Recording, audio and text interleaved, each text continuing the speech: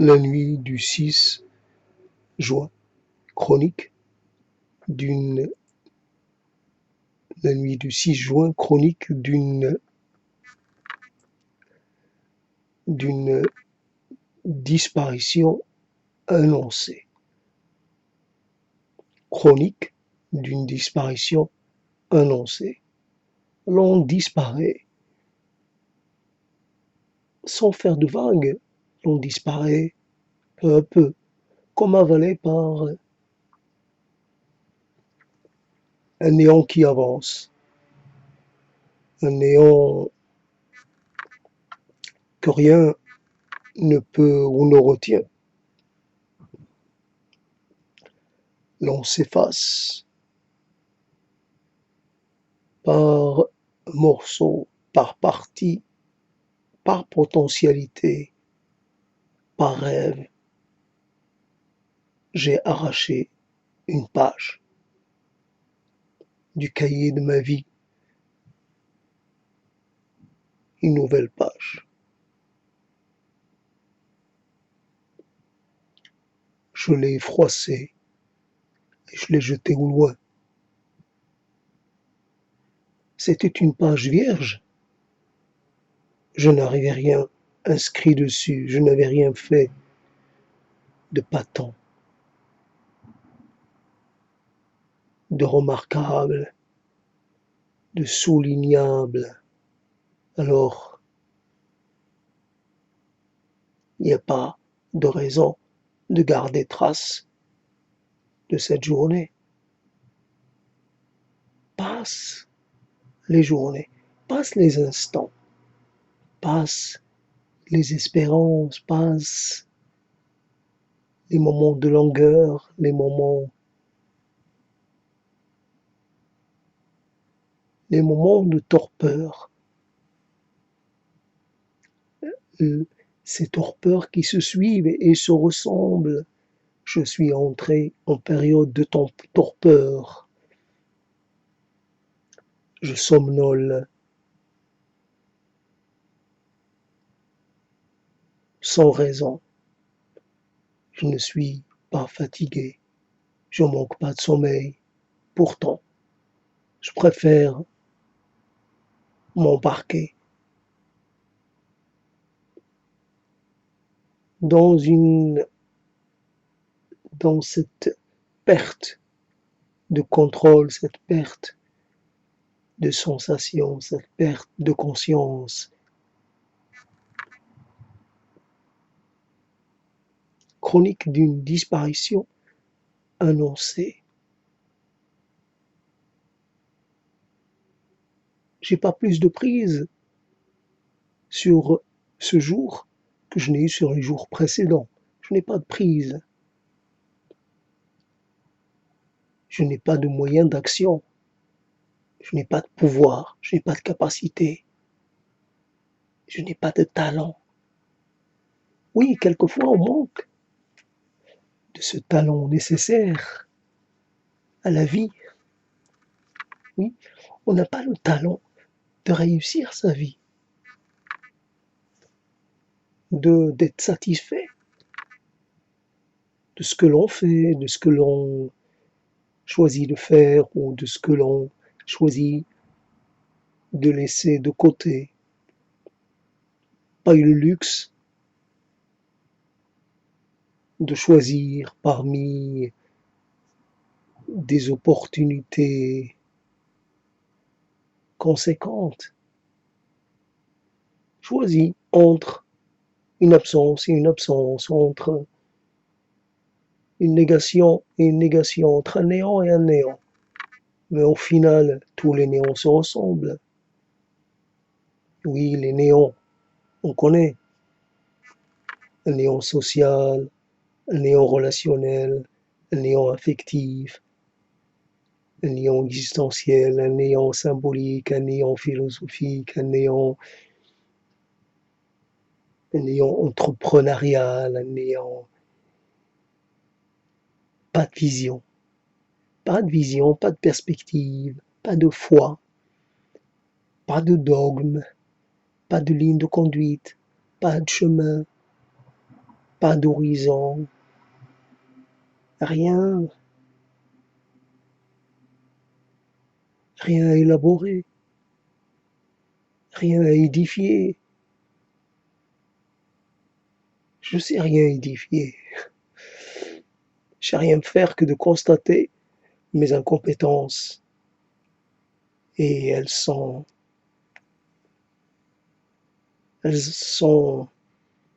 conséquentes, hein. Tout à l'heure, j'avais pensé, en pensant à cette histoire des chroniques d'une disparition annoncée, évidemment, c'est un thème universel, ça peut pas être autrement. Chronique d'une disparition annoncée. Bien sûr, partout, il y a des éléments qui nous confortent dans cette certitude-là, ou dans ce regard-là. Un regard sans illusion. Il y a quelqu'un qui a disparu.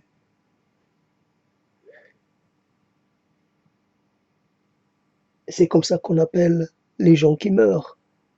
Disparition. Fin de partie, fin de séjour. Oui, pour lui c'est terminé. Direction à la direction la déchetterie, direction les oubliettes. C'est quoi? Si ce n'est les oubliettes, les cimetières, c'est quoi? C'est des endroits dans lesquels on entrepose des cadavres pour ne pas les voir, pour ne pas être incommodé avec.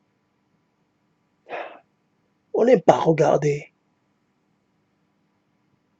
les cadavres, ces cadavres. On n'aime pas être confronté à notre devenir. Regarde ce que tu vas être. Certainement, tu vas être ça, tu vas ressembler à ça. Garde bien, euh, garde bien, parce que tu peux regarder encore. Tu as des yeux pour cela. Donc regarde ce qui t'attend, des orbites vides. Alors, est-ce qu'il y a une différence entre les orbites qui ont été habitées par des yeux bleus, des yeux verts, gris, ou des yeux banalement noirs, banalement marrons? Est-ce qu'on différencie là? Ah, t'as de beaux yeux. Pour dire t'as de belles cavités, mais sûrement pas t'as de beaux yeux. C'est fini. Oui, t'as des trous. T'as été, t'as plus rien. À la place, c'est vide.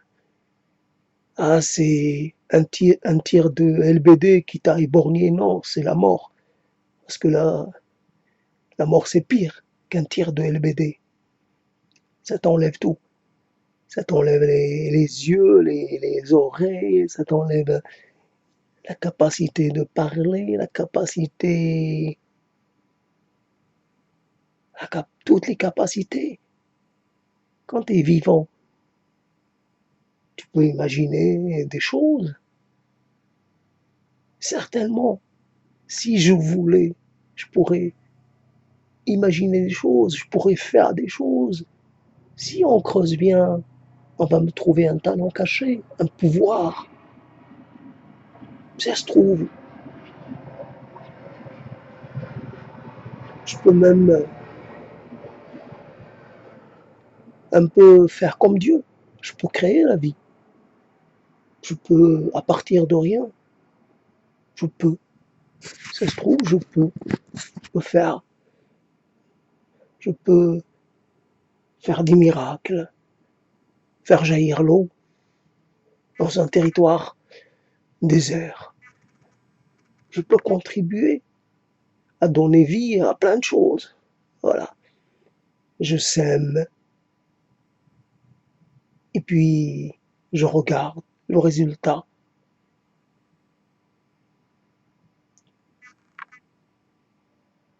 je fais une chose, et puis je vois ce que ça donne, et après je corrige, j'apporte des rectifications, j'affine, je pousse mon affinage, je deviens un expert. Voici que je suis capable de réaliser des chefs-d'œuvre, des choses admirables. Voici, regardez cette lame, comme elle est belle, comme elle est affûtée, comme elle semble, elle semble presque vivante. Elle chante, ma lame chante, elle vibre, elle est douée, elle est douée de vie. Elle attend, elle attend d'accompagner quelqu'un dans les quêtes. Oui, à la recherche du pays magique, du pays des elfes, du pays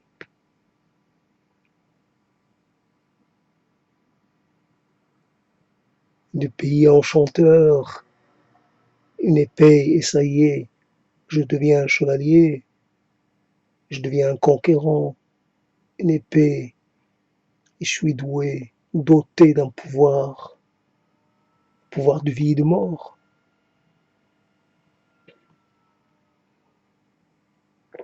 Chronique d'une disparition annoncée. On imagine même à la veille de sa mort, on imagine, on espère que quelque chose va pouvoir se produire. Oui, quelqu'un va se réveiller, va se rendre compte à quel point il nous a, il nous a été infidèle. Et voici qu'il nous revient tout repentant. Je suis affreusement désolé, je me sens coupable au plus haut point. Je m'incline, je demande ta clémence. 10 ans, 20 ans, 30 ans. J'espère que je t'ai pas trop manqué. Mais si tu m'as manqué, tu m'as manqué et ce manque-là est devenu quelque chose, ça, qui a acquis sa propre, comment dire, c'est devenu une réalité qu'on ne peut pas, qu'on ne peut pas faire disparaître. Oui, je vis avec au fond de moi-même la sensation d'un énorme manque. Manque de toi, manque de lui, manque d'elle. Vous m'avez manqué, vous que je n'ai pas eu le, le loisir de vous connaître, je n'ai pas eu la chance de vous connaître. Vous m'avez manqué, vous m'avez tous manqué. Et je vis en portant cette lourde croix. Oui, je la traîne sur les sentiers abrupts. Ah, je ne suis pas aiguillonné par des soldats ou par une foule hostile, c'est moi-même. Je traîne ma croix.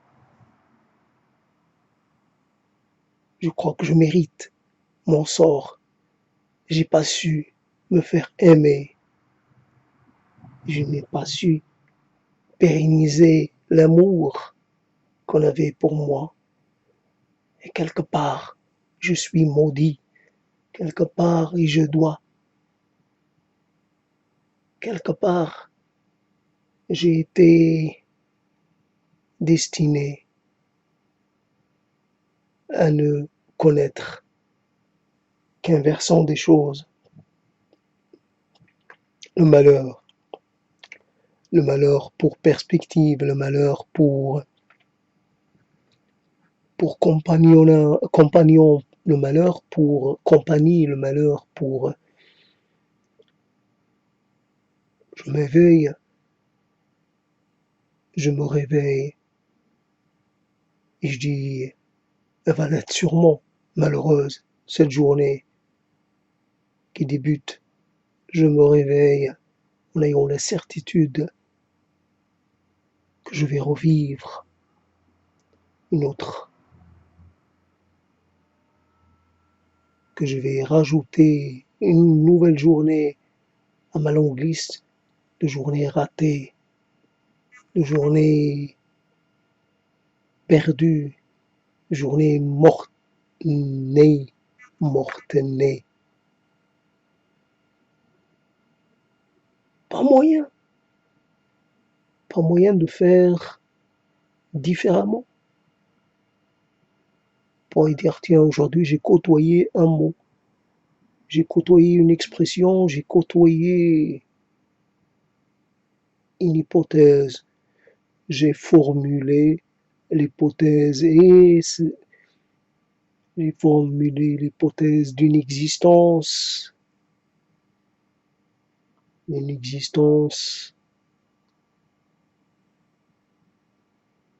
qui,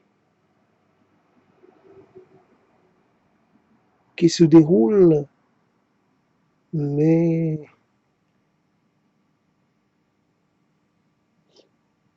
une existence qui se déroulerait en parallèle, mais qui échappe à notre conscience. Nous n'avons pas conscience de cette chose, l'hypothèse d'un monde dérobé, d'un monde invisible, et et toute la journée, je la passerai à essayer d'entreprendre cette hypothèse de toutes les manières possibles. Quand je dis un mot, ce mot a peut-être plus d'effet dans la dimension d'à côté. Quand je rêve ici, dans cette dimension, mon rêve va peut-être prendre vie ailleurs, mais je n'en saurai rien. Je ne sais rien, comme je ne sais pas ce que j'ai perdu. Alors que j'ai pas, du fait que je n'ai pas pu te rencontrer, qu'est-ce que j'ai perdu? Qu'est-ce que j'ai raté? Bien sûr, les gens que j'ai connus, je peux plus ou moins dire, oui, finalement, c'était pas si porteur que cela.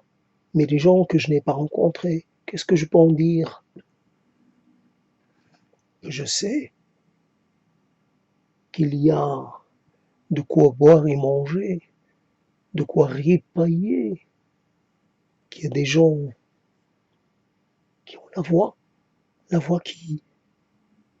qui m'inspire, la voix qui me parle, des gens qui ont le maintien, il y a des gens qui ont le rire, il y a des gens qui ont le phrasé, il y a des gens qui ont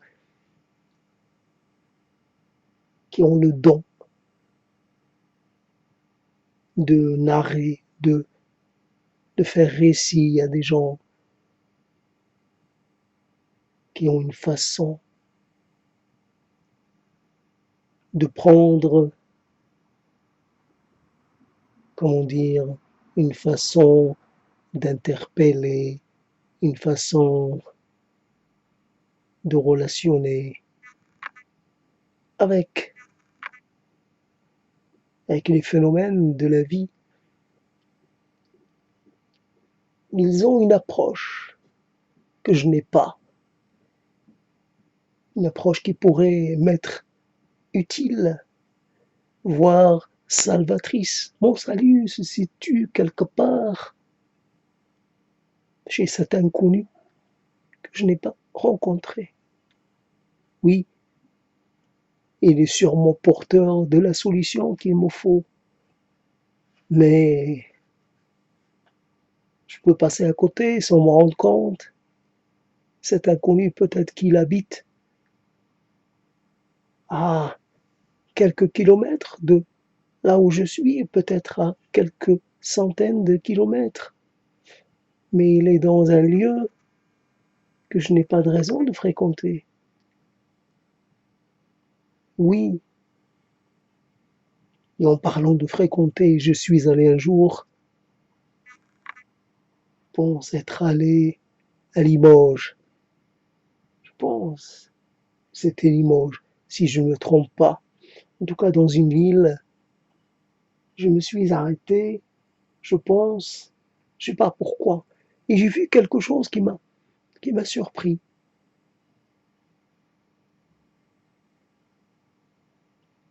J'ai vu des sortes de déesses habillées en vêtements de travail, vêtements de caissière. Je n'ai pas compris comment une telle plastique pouvait-elle s'accommoder et se satisfaire d'une tâche aussi basse. Qu'est-ce que c'est que cela? Je l'aurais pas cru si je l'avais pas vu de mes propres yeux. Voici une chose qui m'a été offerte. Mais c'est une chose, alors que l'arc des potentiels, l'arc des possibles, l'arc du probable, il est infini. Il est infini. Et moi, j'ai faim de l'infini. J'ai faim de l'extensible, euh, l'extensible sans fin. J'ai besoin de voir ici ou là comment on élabore les visions, comment on présente, comment on se présente face aux choses qui, qui nous contrarient, qui nous interrogent, qui nous chroniquent d'une toujours c'est un peu ce jeu de rythme, un peu de métronome, rappel de la proposition première. Donc, fragment d'un discours oublié. Je pourrais passer à ça. Fragment d'un discours pas né. Elle né. Le discours non né, qui n'a pas vu le jour. Fragment d'un discours, d'un discours qui est, oui, fragment de cette adoration, de ce culte que je voudrais rendre au fragment. Le fragment en tant que symbole, en tant que représentation, en tant qu'élément d'une totalité, d'une dimensionnalité plus étendue. Le fragment parle de ce qui lui a donné naissance. Le fragment est comme un messager du qui viendrait jusqu'à nous pour nous faire prendre conscience de l'existence d'une chose. Il en est l'émanation, il en est une sorte de- d'échantillon, le fragment. nourrir un énorme attachement pour le fragment. Et le fragment qui se fragmente, et le fragment, tel cette fleur que j'ai mis de côté, et cette fleur et ces plantes. Aujourd'hui, je ne sais plus les distinguer. Ils sont toutes la même couleur. Et ces végétaux, ils se sont réduits à de la poussière. Et je ne saurais même pas dire pourquoi. Ce que j'avais gardé, puisque il n'y a plus trace. Ça n'existe plus. Ou alors sous forme de fragments minuscules. Ces fragments qui témoignent d'une ancienne existence, de quelque chose qui a cessé d'exister en tant que, en tant que corps, en tant que, en tant que concret homogène. Aujourd'hui, vas-y, séparer, va séparer le fragment d'un végétal d'un autre fragment venant d'un autre végétal.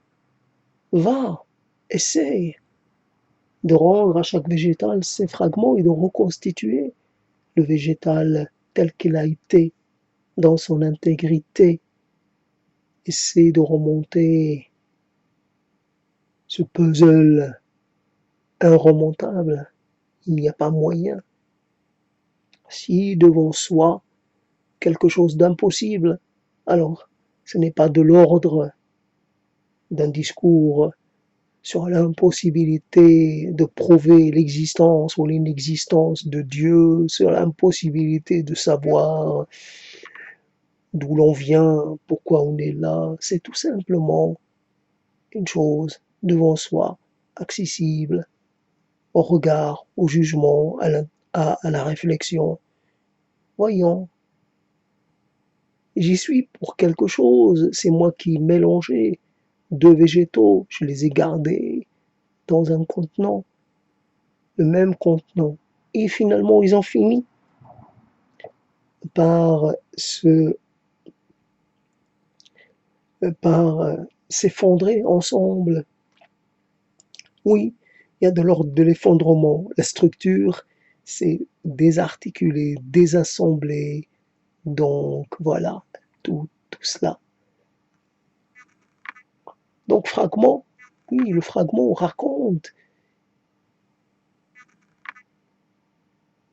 mais jusqu'à un certain point. Il y a des limites physiques.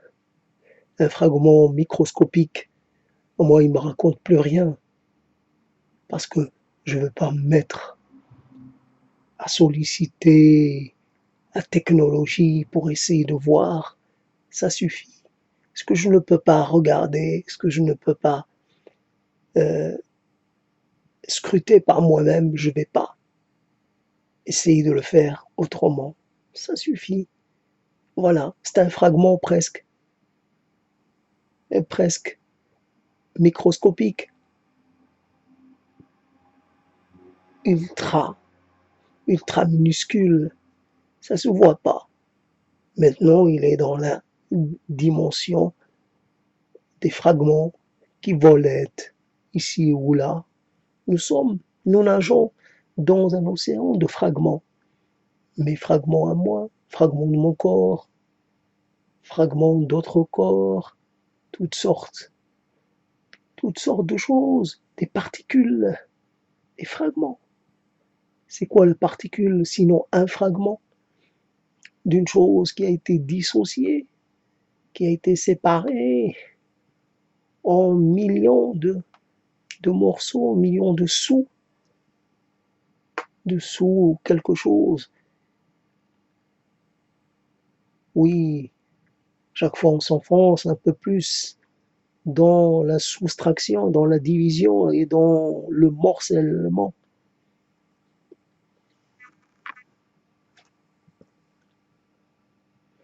Oui, fragment d'un discours, fragment d'un discours fragmenté ou fragment d'un discours dissocié, d'un discours.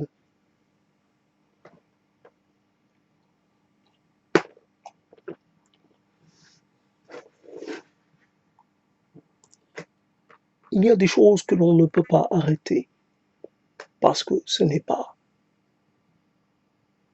parce que c'est comme ça. Et puis même, il y a des choses dont le comportement nous arrange. C'est bien que la chose chaude finisse par perdre sa chaleur, température ambiante.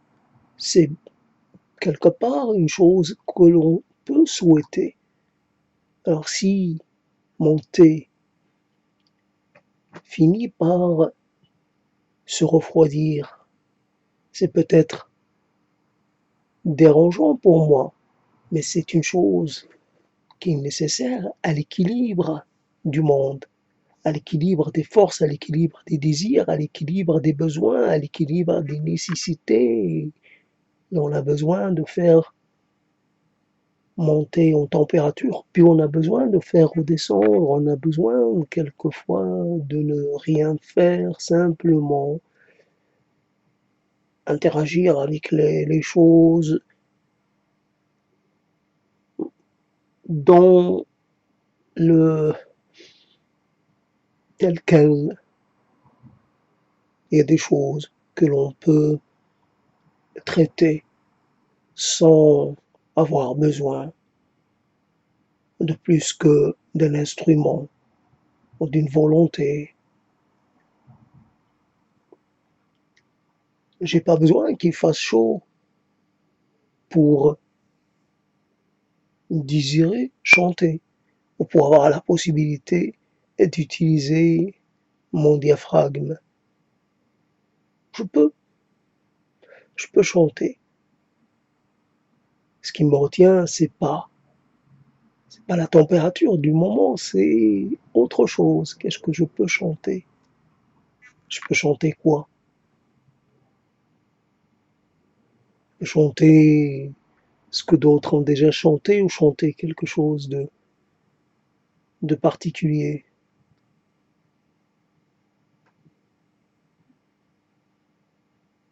Oui, ça demande tout un dispositif, hein, toute une alchimie ou toute une chimie organique. Pour désirer chanter, faut être prêt à le faire. Il faut organiser. Voilà, il faut équilibrer, il faut augmenter un peu de cette molécule, et puis voilà, une autre molécule. On a besoin d'être encouragé, poussé, et après, on pourrait être récompensé pour l'effort fourni. Oui, j'ai besoin de ma dose de dopamine, j'ai besoin de ma dose d'adrénaline, j'ai besoin de ma dose.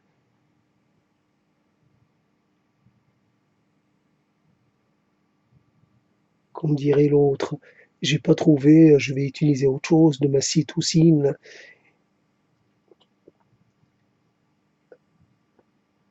Ce besoin chimique qui est à l'origine de nos comportements, de nos pensées, qui influe sur nos pensées, sur nos postulats, paradigmes même. Et vois-tu, c'est parce que je n'ai pas mon content de cytocine que je dis certaines choses. Ah là, je joue à l'être pas du tout intéressé. Je ne suis pas un être désirant. Ah, j'ai assez désiré. Mon œil, mon œil, tu, tu essaies de nous monter un peu, c'est de nous berner. Oui, c'est normal. On essaie de berner, se berner soi-même et de berner les autres en même temps. Faire croire, prendre la pose, prendre la posture de celui qui dit qu'il est maître de lui-même, que rien ne pourra l'influencer, que rien ne pourra l'atteindre, qu'il est insensible aux choses, aux basses choses de la vie, qu'il n'est pas sensible à l'amour, qu'il n'est pas sensible aux effluves, qu'il n'est pas sensible au parfum qui suit le passage d'une femme, parfum du corps et non pas un parfum chimique, un parfum issu de ces des glandes de la femme. Ce parfum, il me parle. Ce parfum, il me donne un coup de fouet. Mon Dieu, qu'est-ce que j'aime cette femme. Qu'est-ce que j'aime l'odeur, ces odeurs intimes. Qu'est-ce que j'aime. Oui, c'est encore une histoire de molécules, mais pourquoi pas. Donc, chronique d'un discours ou chronique d'une disparition annoncée. Il n'y a pas moyen d'être sauvé. Il n'y a pas de sauveur.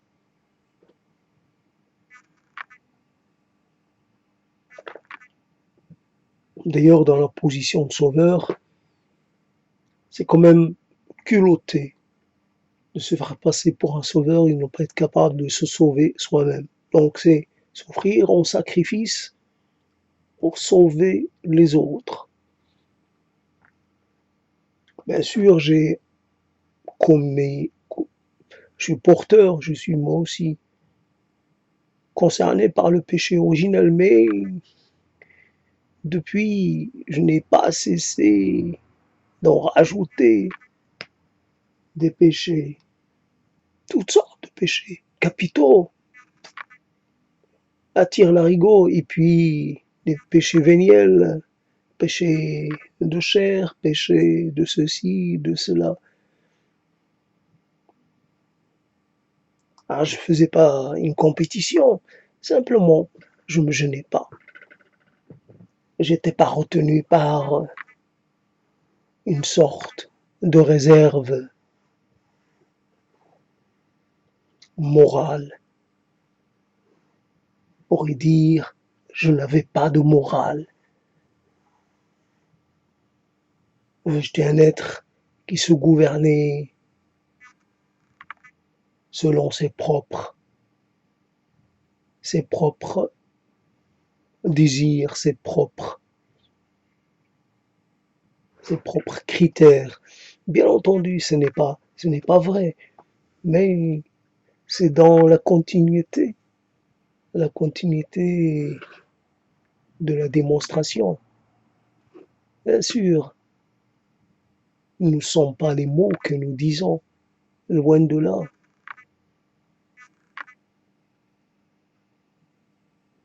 Quelque part, nous revêtons, nous nous revêtons de quelque chose comme disant des mots. C'est comme si on s'habillait avec quelque chose de particulier, mais ils ne sont pas les habits que nous portons. Sinon, quand on change de vêtements, on change d'apparence, on change de classe, on on a plus de poids, on a plus de prestance, on a plus de ceci et cela, mais est-ce que Cela est une affaire d'apparence, une affaire d'habits, une affaire de mots. Ce ne sont pas les mots que nous mettons en avant. Nous sommes plus que cela et peut-être nous sommes les mots que nous n'avons pas encore dit, que peut-être nous ne dirons jamais, parce que nous n'avons pas les moyens de les faire venir. Je suis limité par mes capacités, limité par mes talents, limité par... Oui, je suis limité. Mes mots sont toujours les mêmes, ou à peu près. Il est assez rare que je me retrouve à verbaliser de façon tout à fait inédite. Oui, je pourrais, mais là je suis bloqué, comme toujours. Je suis bloqué par des contingences matérielles. J'ai un voisinage, j'ai un voisinage et je dois maintenir ma voix très basse. Je ne peux pas faire de scandale, je ne peux pas me mettre. Je pourrais me mettre à japper, je pourrais me mettre à hurler, je pourrais me mettre à me mordre. Oui, au moins, quand si je me mettais à me mordre, j'aurais la sensation que ma chair est vivante. Ce serait une preuve. Cette chair qui ne me parle plus. Si je la mords et que ça me fasse mal, ce qui est largement plausible, quelque part je dirais, eh ben, il y a encore des choses. J'ai encore de la sensibilité. Mon corps n'est pas tout à fait atrophié. Il ressent des choses. Il répond aux stimulations. Or là, ce serait des stimulations un peu agressives, mais voilà, c'est une preuve. Preuve par la douleur. Oui, je pourrais... Ah, et puis j'ai peur, en mordant trop, que je perde une dent, par exemple. Aujourd'hui, j'ai mangé une... comment on appelle ça? Un morceau d'une dent qui était tombé déjà, mais il y avait un petit fragment qui restait accroché. Aujourd'hui, le fragment est tombé et je l'ai mangé. J'ai mangé mon propre fragment de dent manquante, de dent partie. J'ai mangé. J'ai en moi, mon ventre est en train de digérer la matière qui faisait partie, qui est composée. Une dent, une de mes belles dents, une des dents que la nature m'a données et qui était, j'ai eu la chance d'avoir de belles dents. Mais voici comment ça se termine l'histoire. Ça se termine comme ça, de façon un peu qui vous fait devenir nostalgique, pathologiquement nostalgique, largement, largement prisonnier de prisonnier de vos visions, de vos regrets et de vos cas de conscience. J'ai d'énormes problèmes sur la conscience. Je m'interroge, même si ça ne sert plus à rien, je m'interroge. Je me demande comment j'ai pu faire pour être aussi, pour dilapider ce capital que j'avais. Capital humain, capital de vie, capital Oui, j'ai perdu. J'ai tout laissé partir. Oh, il s'agissait pas de quelque chose. Simplement, j'ai pas pris conscience que mon capital s'épuisait,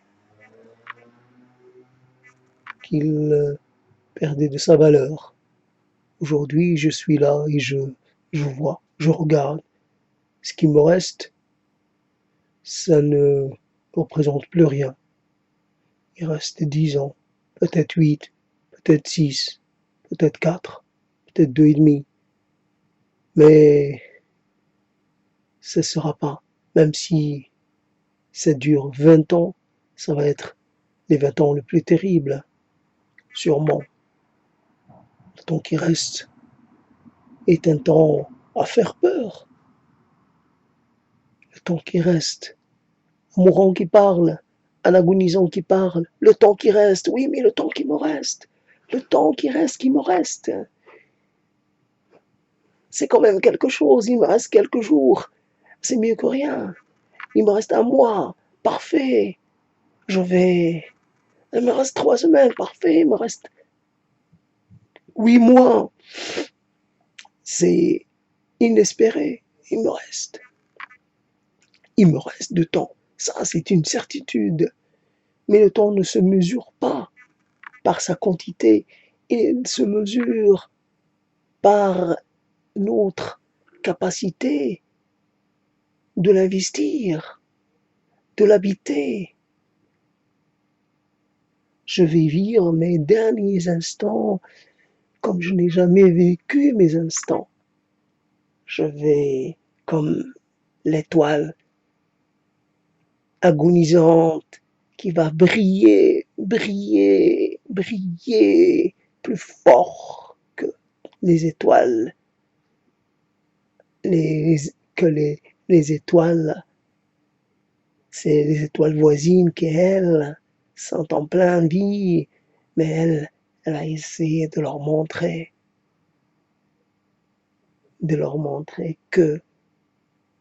qu'elle avait de l'énergie. Elle va les épater. Elle va partir dans une explosion méga, méga cosmique. Elle va les aveugler toutes. Ah oui, son dernier éclat va être terrible. Ah, ça va faire des dégâts. Préparez les mots, préparez les stylos. Je vais me mettre à rédiger, à dicter des choses. Ça va sortir de façon continue. Ça va jaillir. Attention, c'est mon dernier jet. Faudra être prêt.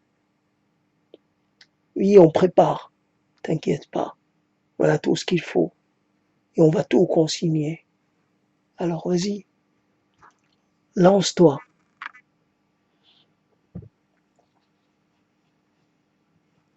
Voici comment l'on se fatigue à, à tenir, à habiter un instant, et après on ne peut plus. On est obligé de, de s'en aller, de quitter la scène pour essayer d'aller vers une autre scène un peu moins exigeante, un peu moins physiquement, physiquement prenante. Ce n'est pas facile, ce n'est pas facile de faire, de faire défiler les mots. Ce n'est pas facile. En même temps, c'est toujours quelque chose de très surprenant. L'on retrouve toujours des traces venant de très lointain, des traces, des choses. Parler, c'est faire preuve d'une composition, d'un réemploi, d'une D'une certaine façon, on recycle des fragments venus d'ailleurs.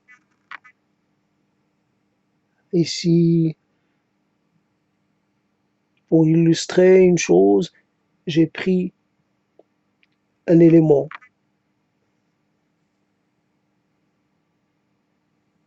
Bien sûr, je ne vais pas souligner et dire où je l'ai pris. Ça n'a pas d'intérêt. J'ai pris un élément d'un autre moment. J'ai pris un autre d'une personne.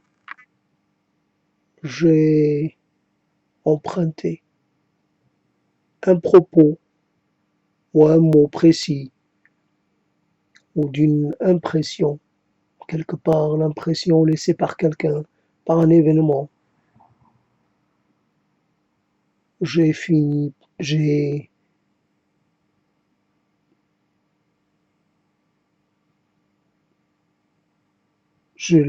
déduit quelque chose. Donc, chronique d'une disparition annoncée, d'une certaine façon, ces choses-là se rejoignent et il est possible que j'ai déjà traité de la question. D'une certaine façon, on est fidèle, on est infidèle à soi et en même temps on est fidèle. Les choses auxquelles on pense, quelquefois, ce sont les mêmes choses. On est pris par les mêmes soucis, les mêmes obsessions. Oui, là on n'a pas envie de disparaître. On a envie, bien entendu,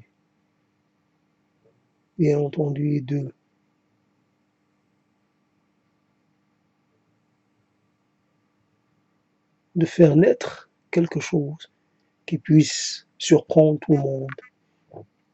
Mais cette chose-là, elle ne vient pas. Ou alors elle pourrait venir, mais il faudrait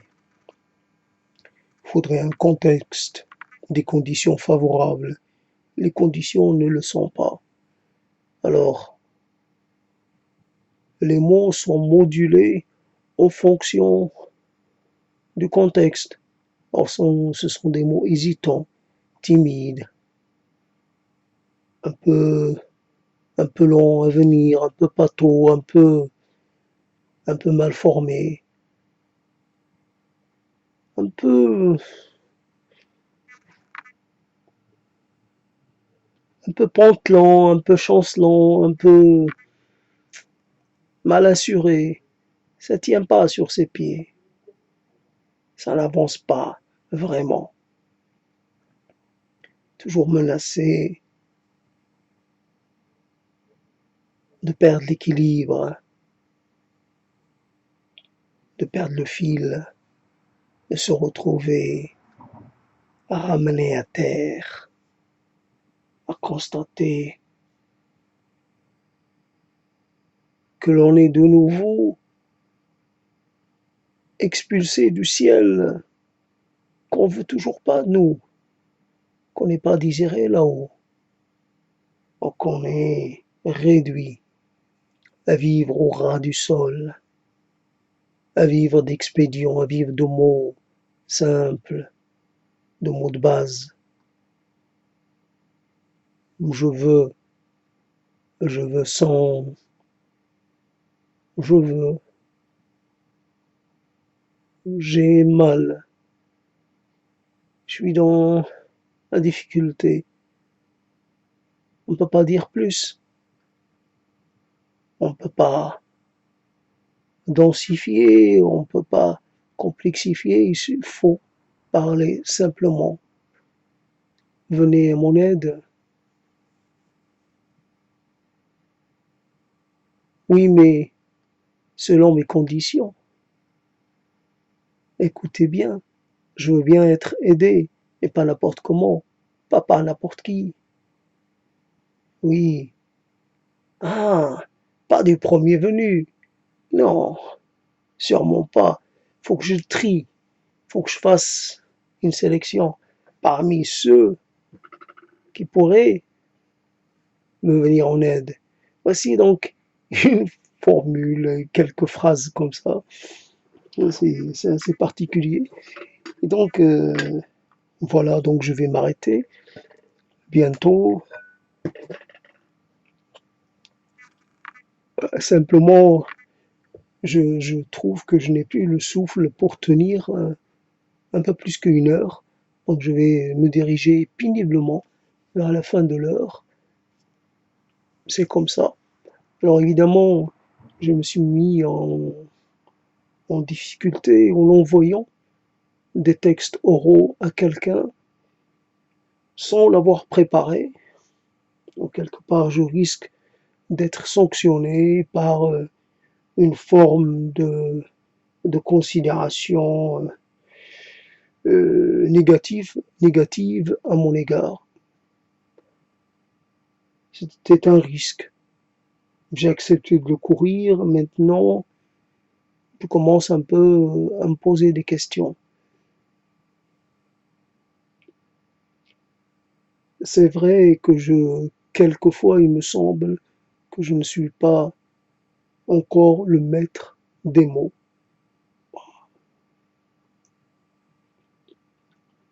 C'est une formule, hein, donc il ne faut pas non plus prendre ça à la lettre. J'aspire à être dans la maîtrise, dans une forme avancée de la maîtrise, que d'une certaine façon, que je puisse arriver à une sorte d'excellence ou une sorte d'épure. C'est pas exactement la même chose, mais de me forcer à sortir ce que je pourrais peut-être cacher au fond de moi-même. Allez, vas-y, fais un effort, expulse, expulse, donne un coup de rein, vas-y. Tu es en plein travail, alors, pousse, pousse, pousse, aïe, pousse, push, push, push, push, push, push, vas-y, pousse, et on pousse. Là, il s'agit d'une chose que l'on fait sortir de soi, qu'on expulse, mais les mots, c'est ce n'est pas la même, la même façon. Pas comme ça qu'on accouche des mots. On peut essayer, mais accoucher des mots qu'on ne sait même pas qu'on a. Je suis sûrement porteur de mots, mais lesquels, dont j'ignore tout. Je peux pas dire, tiens, j'ai ça en réserve, j'ai ça en magasin. Pas moyen. Alors, sûrement, je suis porteur, je suis enceinte de quelque chose, et cette chose va arriver à terme. Mais quand elle le décidera, quand elle le voudra bien, à ce moment-là, j'espère être prêt à la recevoir, à l'aider à venir à la lumière. Ouais, on espère, on espère. Il me reste une minute, donc ça va être long avant d'arriver à une heure. On espère quelquefois, voilà, dans quelque chose avec les mots. Quelquefois, on a l'impression qu'on ne voit pas le temps passer. Mais quelquefois, le temps, il nous semble assez long et on a hâte que ça se termine. Après, il n'y a rien qui impose de parler tant de temps. C'est juste une, une habitude que l'on prend, une sorte de convention un peu, un peu subjective, mais c'est comme ça. Une heure, sinon rien. Une heure. C'est quoi une heure? Être un peu en dehors du monde pendant une heure. Ne plus être dans ses habitudes. Voilà. J'ai parlé pendant 1 heure. Voilà, j'ai fréquenté les mots. J'ai, voilà, j'ai fait, j'ai fait office de parleur. J'ai parlé.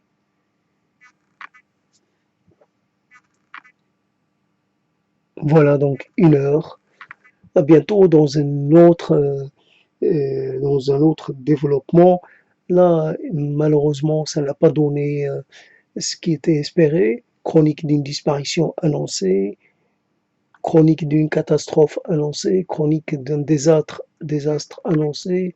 Donc, ce sont des sujets assez classiques chez moi.